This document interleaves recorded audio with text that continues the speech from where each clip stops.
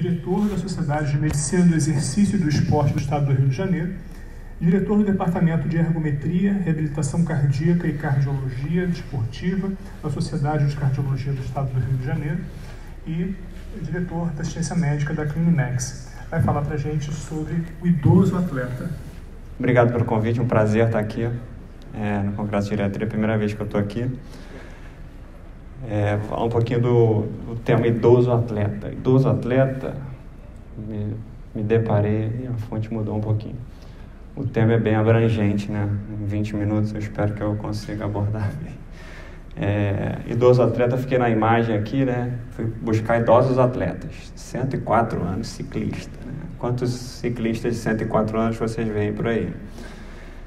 Batendo recorde. Esse aí foi uma publicação, um estudo de caso aí, que ele era um ciclista já centenário e queriam ver se ele conseguia melhorar o VO2 dele com treinamento.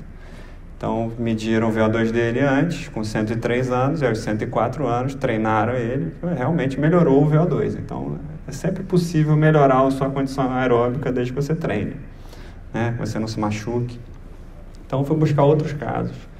Esse aí com 105 anos, batendo recorde, né? 50 metros rasos em 42 segundos. Tá? Então, quantos centenários vocês veem, né? Talvez esse não seja o foco aqui, né? Acho que ninguém vai pegar um centenário idoso, né? Então, o conceito de atleta, ela tem essa aí também, a nonagenária, ela começou a fazer ginástica aos 70 anos de idade. Ela tinha esse sonho, a Joanne, quem puder buscar alguns vídeos dela no YouTube, são bem impressionantes. Ela começou a fazer isso aos 70 anos de idade. Ela começou a fazer isso por prazer, não porque ela queria viver a vida, né, sendo ginasta. Mas enfim, ela foi buscar saúde com isso aí. E esse outro nonagenário aí também, recordista de prova de velódromo.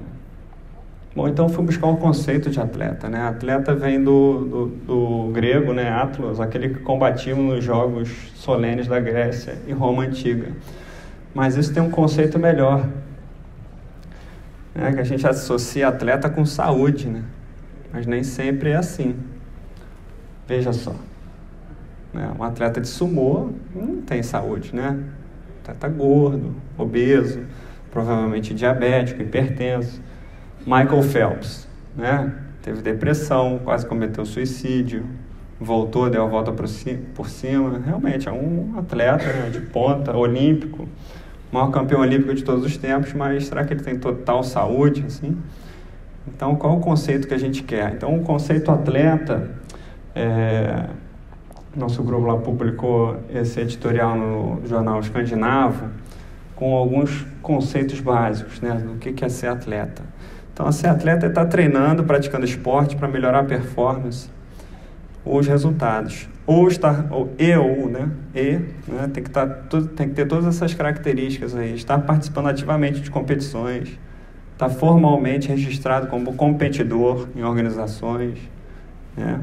Ter a prática esportiva ser a sua principal atividade, como ganhar dinheiro com ela, né? E ter seu sustento, né, advindo da prática. Então, o atleta, do conceito médico mesmo, tem que ter todas essas características aí. Porque senão a gente está falando de um amador ambicioso, né? Como um amigo meu fala, né? Aquele recreativo ambicioso, quer bater meta, né? Mas, enfim, acho que o conceito de idoso atleta que o Leonardo quis dizer aqui, eu acho que era mais esse no conceito de buscar a saúde, né? Mas não podemos encarar como o atleta sendo o conceito de saúde por si só. Muito bem, então vamos só conceituar também. Eu gosto muito de definição e conceitos, sabe? Acho que a gente erra muito nisso aí. Então é importante a gente definir bem o que é exercício, o que é atividade física, o que é esporte. Para a saúde, realmente, o exercício é que vale a pena. A atividade física é importante, é melhor ser ativo do que ser inativo, mas é melhor ainda ser exercitante. A atividade física é qualquer movimento que gere energia. É levar o filho na escola, é dar uma passeada de bicicleta, é andar no shopping, subir uma escada, varrer, jardinagem. Isso tudo é atividade física, isso aí já é busca de saúde. Mas melhor ainda é o exercício físico, é aquela atividade física que você planeja, que você tem ritmo, né? Que você repete, tem duração, que tem intenção, né? Então, essa sim você consegue melhorar a sua condição aeróbica, né? Consegue melhorar a sua condição física. E o esporte é um exercício físico que tem regra, tem competição, tem disputa, né? Não necessariamente isso aqui está associado à saúde, porque aí você pode passar um pouco do conceito do seu limite, né? E você tem a competição envolvida. E aí, conceituando aí, o atleta é o entretenimento, né? É o business. E o exercitante é a saúde, a estética, é a busca por melhor qualidade de vida. Então, o exercitante também tem um conceito aí, é um indivíduo que faz exercício físico, isso é, aquele que se exercita. Em inglês, eles falam muito do exerciser, mas em português a gente não tinha muito essa tradução propriamente, né? Então, fica aí o conceito de exercitante para você. Essa palestra aqui eu queria homenagear o meu centenário lá da Clinimax, que é o nosso segundo centenário lá fazendo exercício e buscando saúde. Ele não usa óculos, não usa aparelho auditivo, usa apenas uma bengalinha para não perder tanto o equilíbrio, mas anda por si só.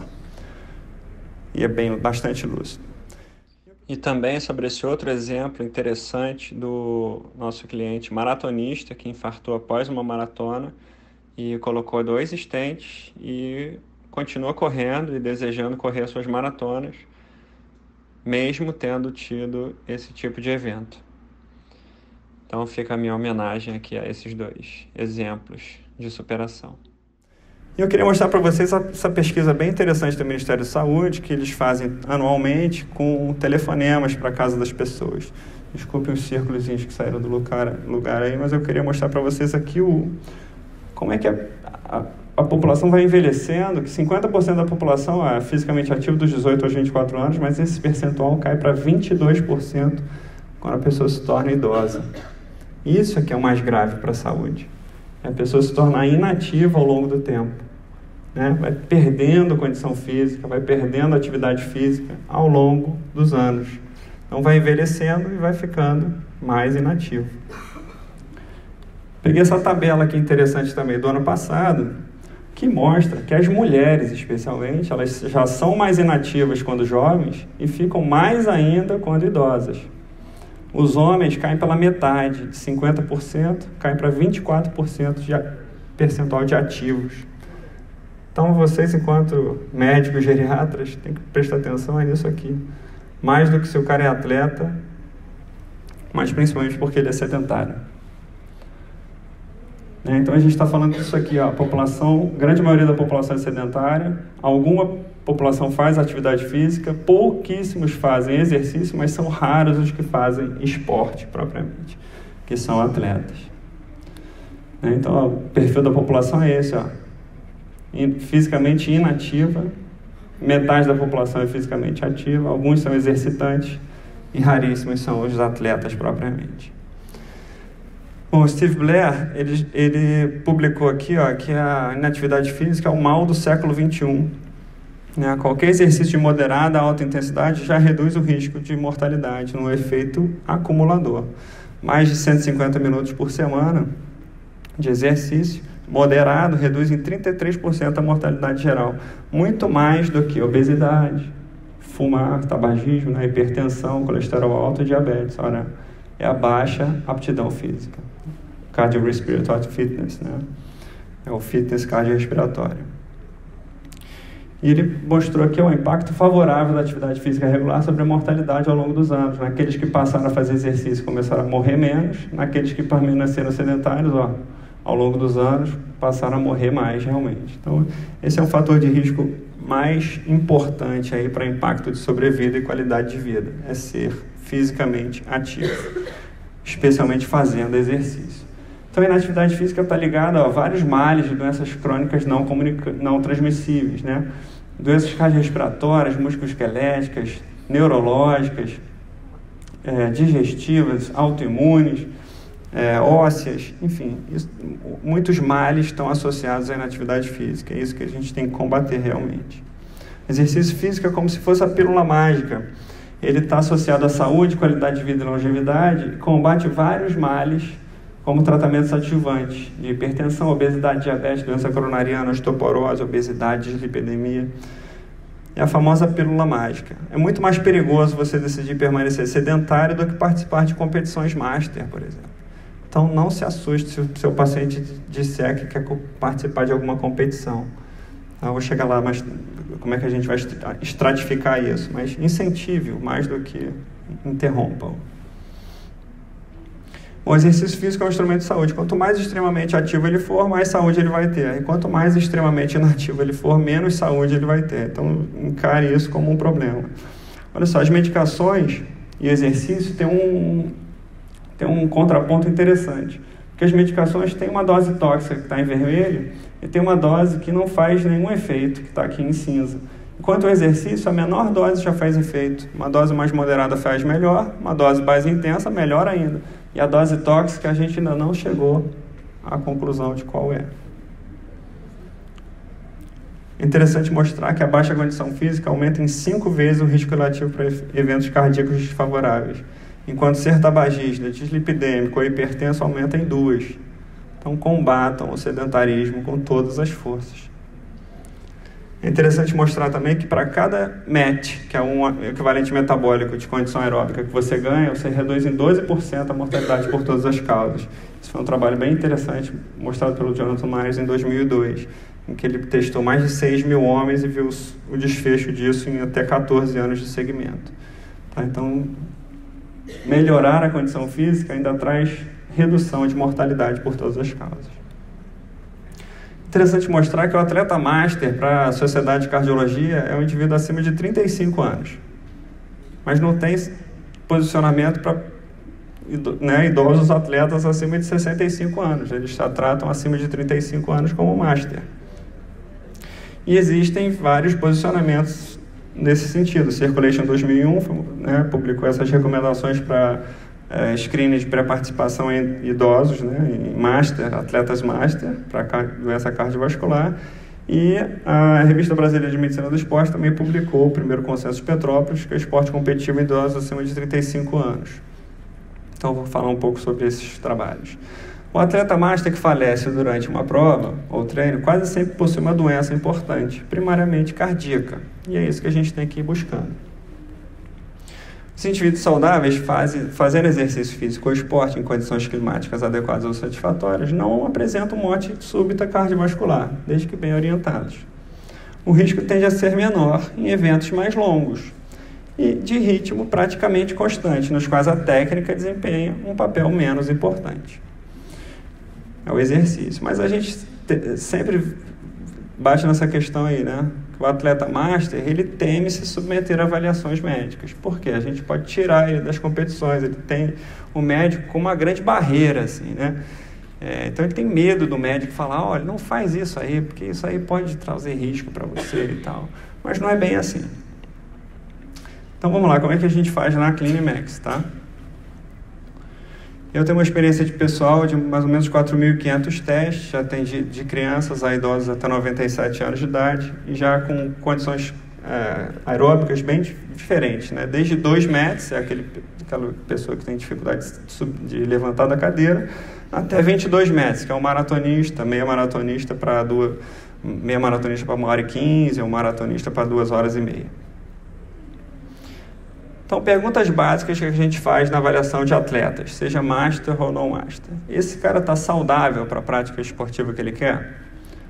Esse cara pode melhorar o desempenho físico? Então, são 2 perguntas que a gente sempre faz para para esses indivíduos que querem performance. Muito bem. E assegura essa senhora aí levantar pesos? Bom, a Mia Fattaroni, que é uma das grandes pesquisadoras no assunto idosos, e especialmente esses super idosos aí, ela pegou 10 nonagenários e botou eles para treinar em alta intensidade, treinamento de força.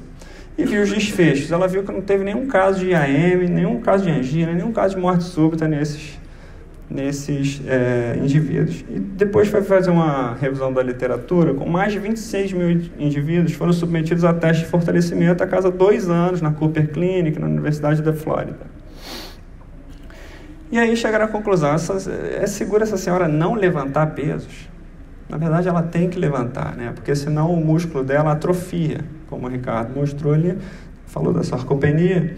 Então, ela não estimula, acaba aumentando a densidade de gordura do músculo, diminui a densidade de massa magra e ela vai perdendo força, perdendo estrutura muscular e vai tendo mais risco de queda e, enfim, de outras comorbidades associadas.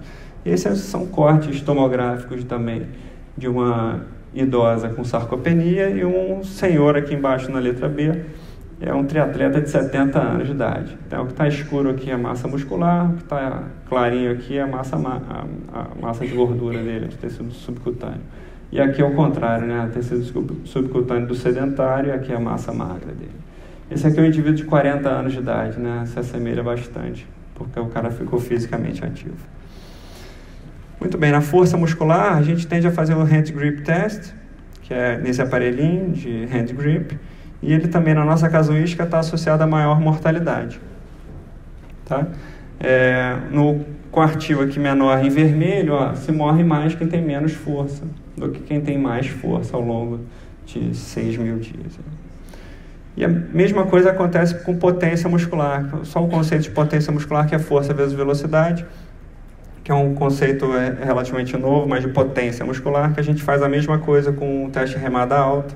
E a gente publicou também no Europrevent, agora em 2019, também a mesma casuística, com a mesma lógica do hand grip, né, para homens e para mulheres aqui. Quem tinha menor potência muscular morria muito mais do que quem tinha uma potência muscular mais alta, tanto para homens quanto para mulheres. Bom, o protocolo ideal do teste de exercício, né, ele deve ser individualizado utilizando as informações da anamnese clínica, dos históricos, dos perfis do exercício físico do esporte do participante.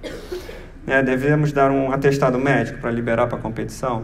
Isso é uma questão bem... dá para falar uma hora aqui sobre o assunto, mas vamos lá. O risco zero é uma ficção, né? É sempre um risco diferente de zero, que é o real. Então, como é que a gente vai atestar que o indivíduo pode participar e tal? O ideal, na verdade, é a gente estratificar o risco. O que acontece antes de uma cirurgia, quando você pede um risco cirúrgico? Você não dá um risco da AD de 1 a 4? A mesma coisa deveria ser para o exercício físico. Então, o risco de morte relacionado ao exercício físico, ele pode ser estimado ou previsto, mas nunca determinado com precisão para um dado indivíduo ou situação. O médico, na verdade, não é juiz, ele é um perito, né? O médico não deve atestar sim ou não, mas sim estratificar o risco, com base nas melhores evidências. Então, tem uma escala de risco aqui, o risco de morte relacionado ao exercício físico. Olha só, exercício intenso durante o infarto é 1 para 100. Ataque ao Everest sem O2 suplementar é 1 para 200. Pilotar carro de corrida é 1 para 1000. Cardiopata grave durante um teste de exercício, 1 para 10.000. Sessões de exercício supervisionado em cardiopata, 1 para 100.000. Homens assintomáticos de meia idade fazendo exercício, 1 para 1 milhão. Então, a gente vai escalonando o risco de acordo com a intenção que a pessoa quer fazer. Okay? A avaliação de atletas master não é eletrocardiografia de esforço, é muito mais do que isso. A gente tem que ver o contexto geral, aptidão muscular, aptidão de flexibilidade, aptidão cardiorrespiratória. Então, não é apenas teste de esforço com eletrocardiografia de esforço. Isso é apenas uma parte delas. Orientação adequada deve proporcionar os melhores resultados. Tá? Não forneça atestado de aptidão saúde para participação em competições. Você nunca sabe o que pode acontecer. É competição, é risco, performance. A gente tem que orientar bem. Estratifique e informe o risco individual dele, com a melhor das evidências disponíveis e o melhor das avaliações disponíveis. A decisão de competir ou não é do atleta, é ele que vai estar intencionado a fazer isso. Seja master ou não, e não do médico. Não é o médico que vai autorizar ou não autorizar ele fazer. Se ele quiser fazer, olha, seu risco é tal, tal, tal. E aí tem uma proposição de uma escala, esse RISC-ERD, que é o Risk of Exercise-Related Death. Isso não está bem proposto ainda, é apenas uma proposta, né? Não está assim bem definido ainda, tá? Mas, na forma de interpretar, lembra a escala de Glasgow, tá? De inconsciência e coma, que vai de 3 a 15 pontos. Quanto maior a pontuação, menor o risco e o problema. Pontuação 10 ou maior é um risco desprezível, tá? Um risco baixo. Então, a gente vai lá pontuando, né? Gênero, condições clínicas e agudas ou crônicas, modalidade esportiva ou atividade, condições ambientais ou locais, o status, lazer recreativo ou treino ou competição. Então, só um exemplo básico, né? O gênero, por exemplo, o homem é 0.